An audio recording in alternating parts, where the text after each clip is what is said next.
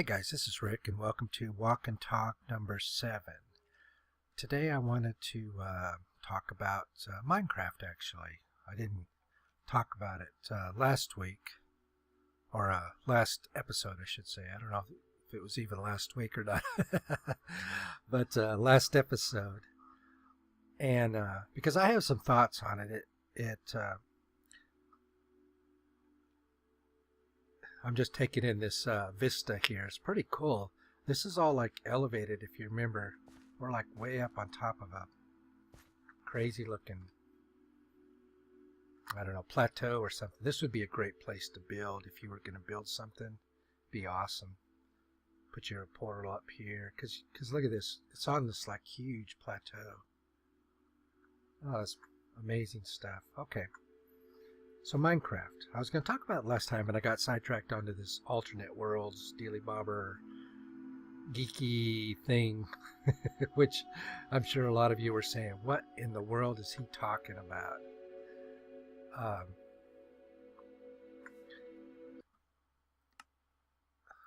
Let me turn the music down just a bit here. I'm sure a lot of you are saying, what in the world is he talking about here? But Minecraft, yeah,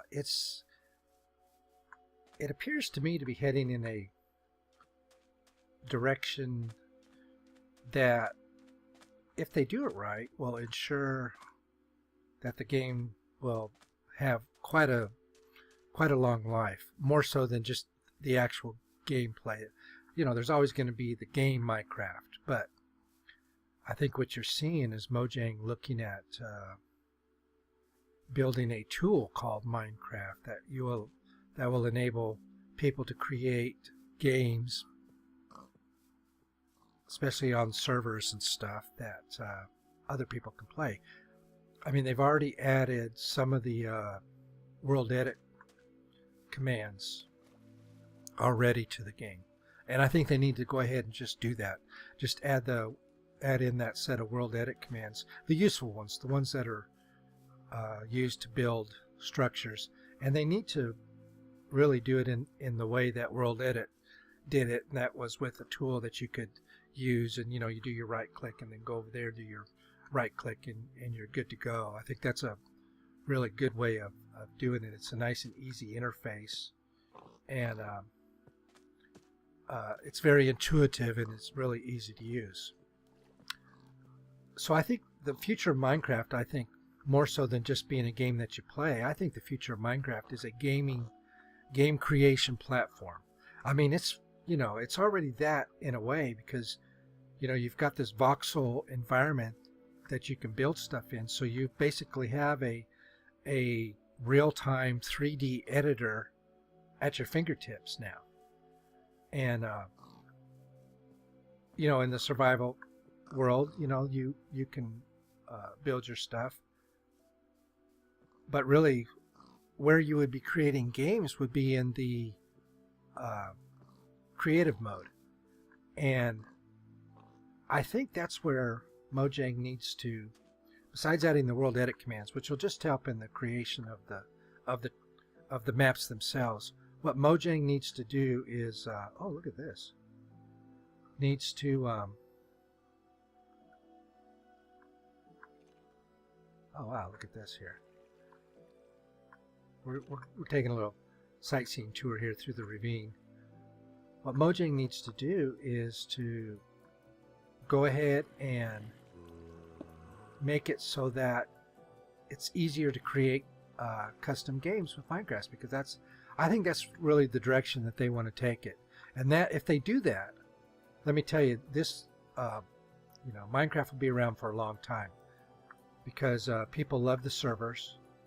They love to play mini games, and if you build it right and make it easy for people to do that, you're going to have a game that's going to last a long time. I mean, people are playing Doom, and Doom's over 10 years old, and the reason that they're playing Doom is because of the tools, because of this. When the source code was released, people were able to create modern day tools, and it just has kept the game alive.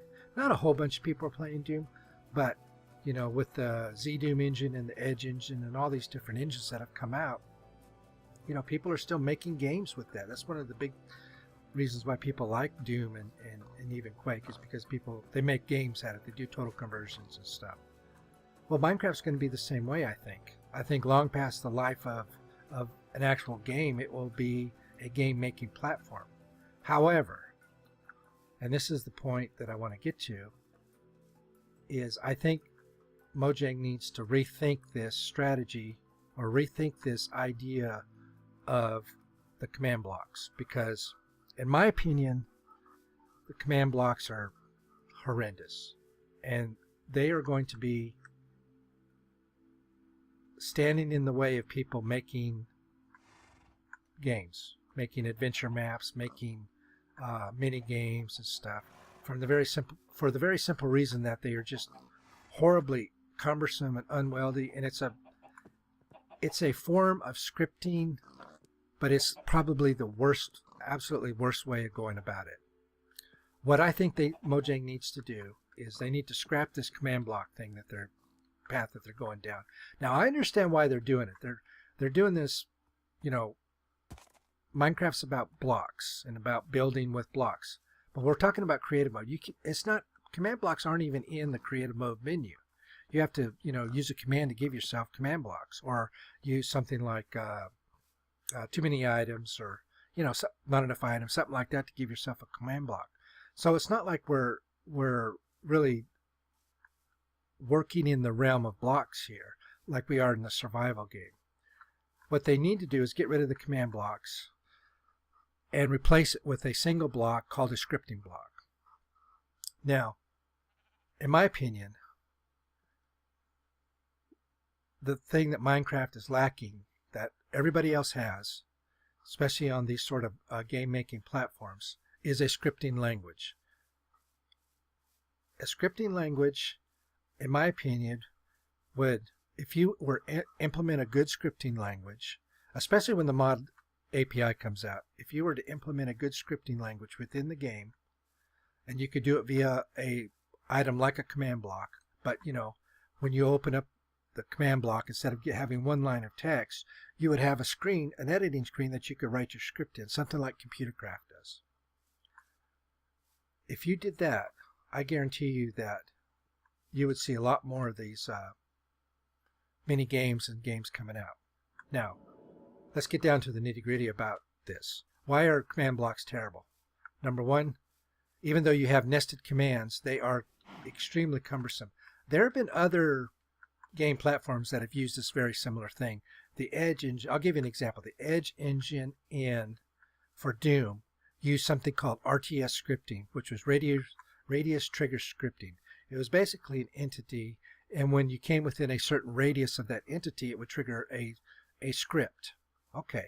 Well, the problem was, if you wanted to have any sort of real interaction within the game, you ended up having all of these overlapping radius triggers and trying to get them to communicate and talk with each other. It was very, very difficult. You could do it, but it was extremely cumbersome. And ZDoom, on the other hand, it took the ACS action script language, I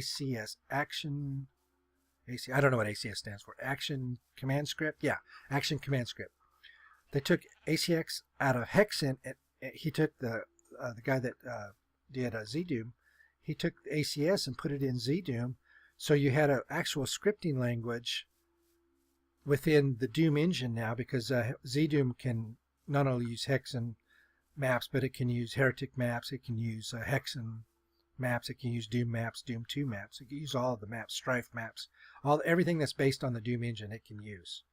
Well, now you have a scripting language that's available to all of those maps. And what you saw was basically people going to ZDoom and making these great interactive maps because of the scripting language. Now, let me ask you a question. Have you seen these contraptions people are building with command blocks? And have you seen the number of command blocks they're forced to use? Now, what does that do? It creates lag, because that's a visual update that you have to do within the game.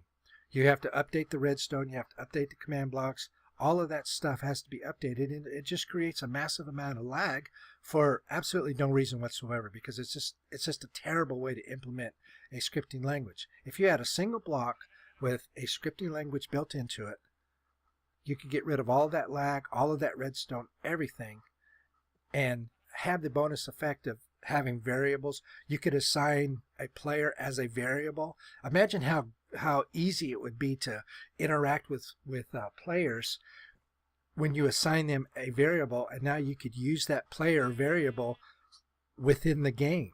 You can add stuff to it, take stuff away, monitor that variable.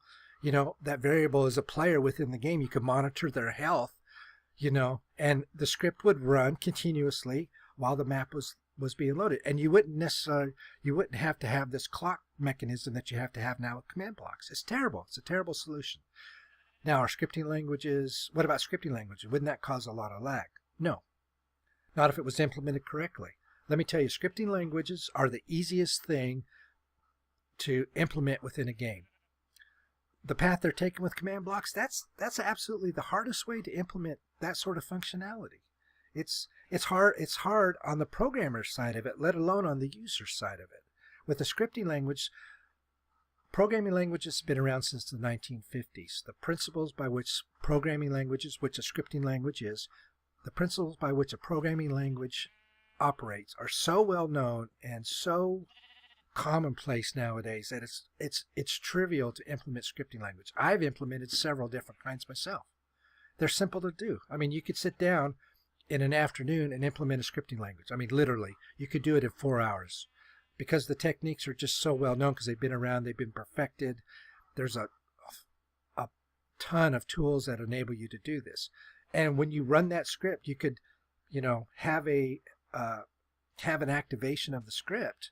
But when you run that script, you can control everything within that script, and it would run as a process behind the scenes. Whatever the clock time of the script would be, that would be established. A lot of them are set based on game ticks. For example, ACS is based on game ticks, and a tick is I think an eighth of a second in the Doom engine. So it would be based on something like that, some sort of internal clock, but it would run continuously. And believe me, the only thing you have to guard against is runaway scripts, and those are very easy to guard against, and you just automatically terminate a script if it runs away from you. So what Minecraft really needs, and what would make it become the game-making platform, especially for multiplayer, because all that stuff's already built into it, is a scripting language. If Mojang would implement a scripting language within the game, only in the creative side and only for making maps, you don't need it in survival. Just like command blocks, you don't need them in survival. But if they would implement a scripting language, especially a language that would enable you to access the mod API as well. Oh my goodness, can you imagine you wouldn't necessarily even have to create mods anymore. You could write a script, and load that into your game, and there you go. You have a built-in mod right in the games. When the mod API comes out, they could enable it to interact with that, so that you could have tremendous amount of control over the game, and it'd be fabulous. Are they going to do it? Who knows? I've never heard anything about it, but it definitely needs to be done. I think they need to get away from the command blocks, because they're just a terrible way of implementing that sort of functionality, and just go to a scripting language. They're easy to implement. I tell you, it's going to be a lot easier on their side of it to do it via a scripting language than it is going to be doing it with these command blocks, especially when they want to get down to doing complicated things. I mean, you've seen the number of command blocks people have to use to do stuff in the game. It's ridiculous, and I don't think that's the path they need to be going down. But it's their game. They're going to do what they want. So anyways, so that's my little topic for today, scripting language in Minecraft. So as always, I appreciate y'all watching. I will talk to you again next time. Goodbye.